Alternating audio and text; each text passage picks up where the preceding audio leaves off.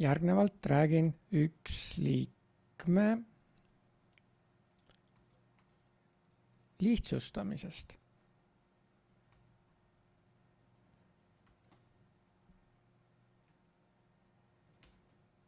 Miks on vaja üks liiget lihtsustada? Oletame, et meil on selline avaldis nagu A ruudus korda B korda A korda A ja meil oleks vaja asendada näiteks, et A võrdub 2 ja B võrdub 3. Loeme kokku, mitu asendust tuleks siin nüüd teha. Kõigepealt üks kord siia, teine kord siia, kolmas kord siia ja neljas kord siia. Me saime kokku 4 asendust. Aga mitu tehet? Loetlegem need ka kokku. Esimene on astendamine, teine on korrutamine, kolmas on jälle korrutamine, neljas on korrutamine, seega saame kokku ka 4 tehet. Ja nüüd ma lihtsustan selle. Aga lihtsustamine ei tähenda midagi muud kui selle üks liikme lihtsamaks tegemine. Antud juhul me näeme, et üks ja sama asi, mis antud juhul on A, on korrutatud omavahel. Ühel juhul, esimesel juhul on A teises astmes, aga mida see teises astmes tähendab? See tähendabki seda, et A korda A, eks ole. Me saame selle niimoodi ümber kirjutada, et kogu see avaldis oleks siis selline. Ja mitu A-d meil siin kokku nüüd on omavahel korrutatud 1, 2, 3, 4.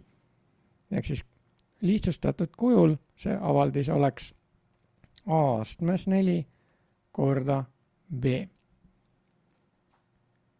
Ja kui ma nüüd peaksin need samad asendused tegema siia, siis see näeks välja selline.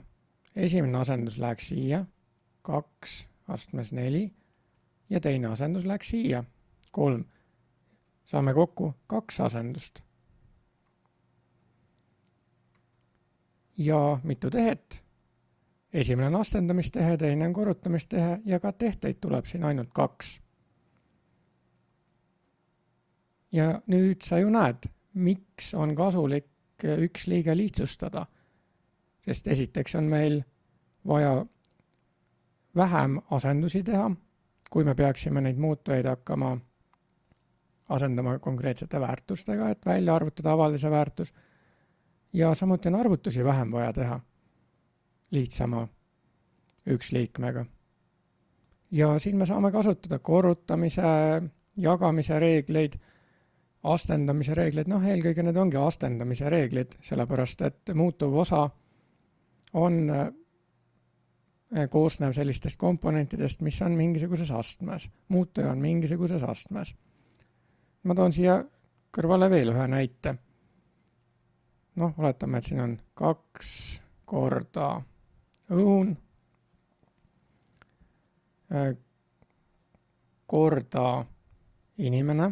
Oletame, et iga inimene käis 2 korda kuskil ja tõi sealt õuna ära. 2 korda õun korda inimene, aga tegelikult tuli välja, et veel üks inimene käis seal. Ja siis selgus veel, et mitte ainult 2 korda, vaid nad, ütleme, ühes kohas käisid 2 korda, tõid selle õuna ära, aga pärast läksid veel 3 korda neid õunu kuskile mujale viima. Saime sellise suhteliselt pika avaldise. Ja kui me siit nüüd vaatame ja me peaksime midagi asendama, õuna asemele midagi panema ja inimese asemele midagi panema, siis meil tuleks teha 3 asendust ja tehteid oleks siin kokku 1, 2, 3, 4. Et 3 asendust, 4 tehet. Ja kui see nüüd oleks lihtsustatud kujul, siis me korrutame omavahel arvkordajad, 2 ja 3, neid me saame ju omavahel korrutada, saame kokku 6. ja mida tuleb siis 6 korda teha või mida on 6 korda? Õuna. Ja inimesed saame ka omavahel korrutada. Meil tekib inimene astmes 2.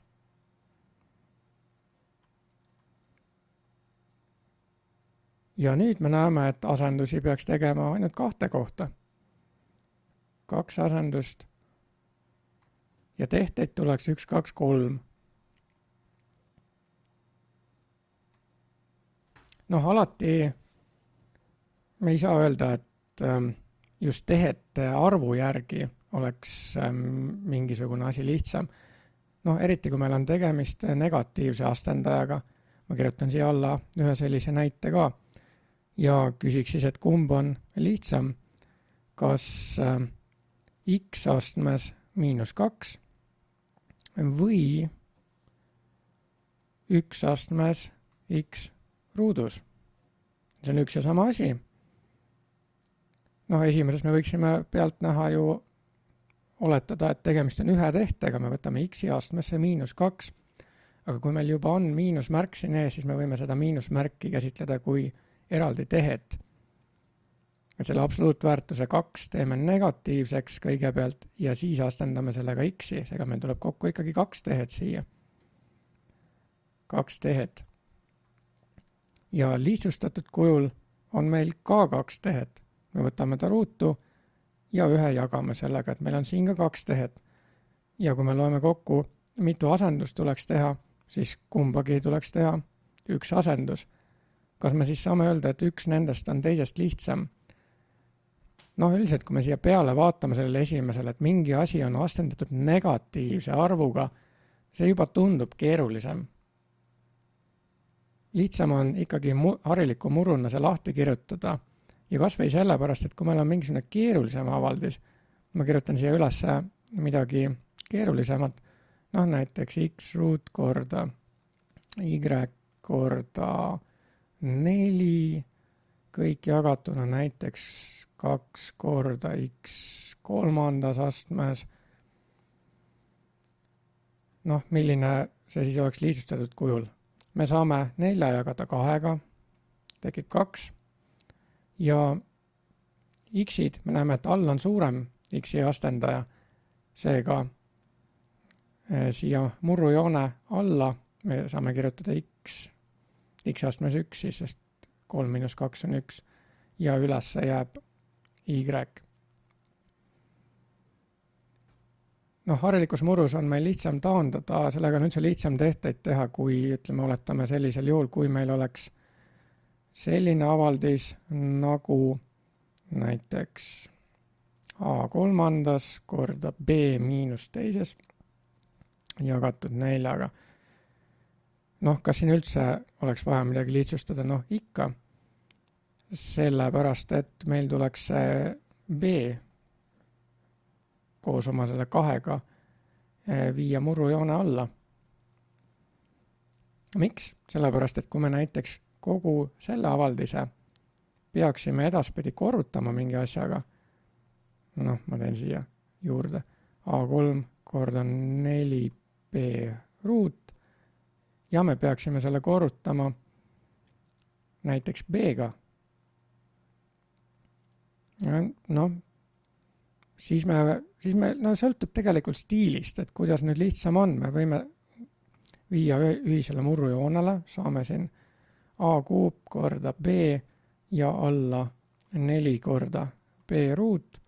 Noh, siin saame taandada niimoodi ja järele jääb siis a³ jagatud 4b-ga. Aga samamoodi selle sama tehte, noh siin allpool ma teen a³ jagatud 4 korda või õigemini mitte korda. Ma panen nüüd selle b siia üles, astmes -2 ja korrutame selle b-ga. Noh, siis me saame sellise asja a³ ja 4 jäävad paika. Aga mis üleval toimub, me liidame kokku -2 ja 1, no võib-olla on nii isegi lihtsam vaadata ja saame siia siis b astmes -1, mis tähendabki seda, et selle b võib siia alla viia murrujoone alla. Aga siit me juba näeme, et kui me arvestame seda miinusmärki ka eraldi tehtena, siis see on ju üks tehe juures võrreldes sellega, kui B oleks ilma selle astendajata murrujoone all. Nii et üksliikme lihtsustamise puhul kasutame põhilisi astendamise reegleid. Me teame seda, et nulliga astendamine annab 1. Kui me siin korrutame astmeid, siis me astendajad liidame. Kui me jagame astmeid, siis me astendajad lahutame.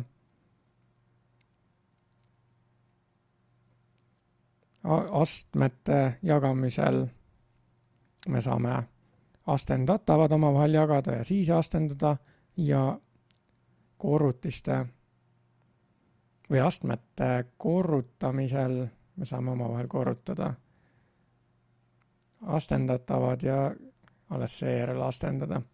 Kõik need astendamise lihtsustamise reeglid rakenduvad mitte ainult arvude, vaid ka suvaliste üksliikmete puhul, kus ei ole ainult arvud, vaid on arvud korrutatud mingisuguste tähtede või sõnadega.